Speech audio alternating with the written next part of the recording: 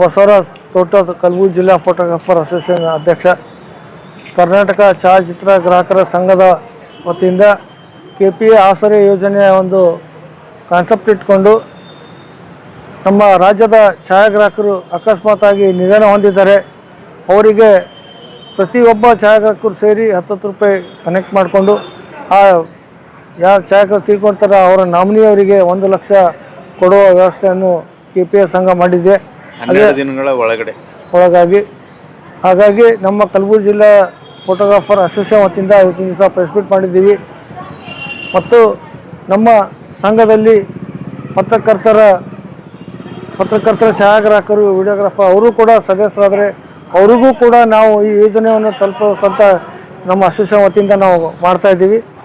ಹಾಗಾಗಿ ಎಲ್ಲ ನಮ್ಮ ಛಾಯಾಗ್ರಾಹಕರು ಇದರ ಸದುಪಯೋಗ ಪಡ್ಕೋಬೇಕಂತ ನಾವು ಎಲ್ಲ ಛಾಯಾಗ್ರಾಹಕರಿಗೆ ತಮ್ಮ ಮೂಲಕ ನಾನು ವಿನಂತಿ ಮಾಡ್ತಾಯಿದ್ದೀನಿ ಮತ್ತು ರಿಕ್ವೆಸ್ಟ್ ಮಾಡ್ತಾಯಿದ್ದೀವಿ. ಈ 540 ಸದಸ್ಯರಿದ್ದಾರೆ ನಮ್ಮ ಜಿಲ್ಲೆಯಲ್ಲಿ. ತಾಲೂಕಿಂದ ಹಿಡ್ಕೊಂಡು ಒಂದು 800 ಚಿಲ್ಲರಂಗೆ ಆಗ್ಬೋದು ಸರ್.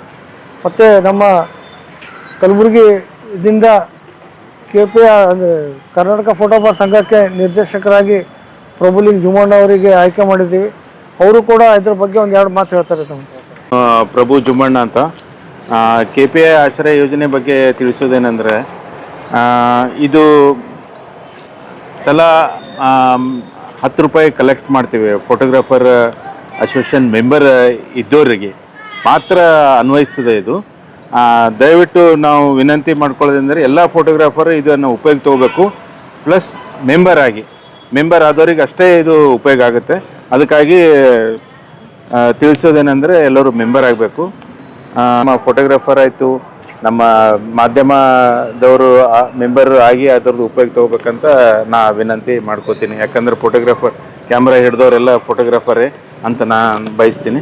ಫಾರ್ಮ್ ಎಲ್ಲ ನೀವು ಫಿಲಪ್ ಮಾಡಬೇಕು. ಆಫೀಸ್ ಇದೆ ನಮ್ಮದು, bamboo Bazaar, Shekhar photo studio. ಅಲ್ಲಿ ಫಾರ್ಮ್ ಸಿಗುತ್ತೆ, ಇದು ಸಿಗುತ್ತೆ. ಬೇಕಾದ ಅದರ ನಂಬರ್ನು ನಾವು ಅಧ್ಯಕ್ಷರಿಗೆ ಕಾಲ್ ಮಾಡ್ಬೋದು, ನಮ್ಮ ಅಫ್ಸರ್ ಪಟೇಲ್ ಅವರಿಗೆ, ಆರ್ಯ ಕಾರ್ಯದ ಖಜಾನ್ಸಿ ಅವರಿಗೆ. Shekhar photo studio, bamboo Bazaar, Gulbarga.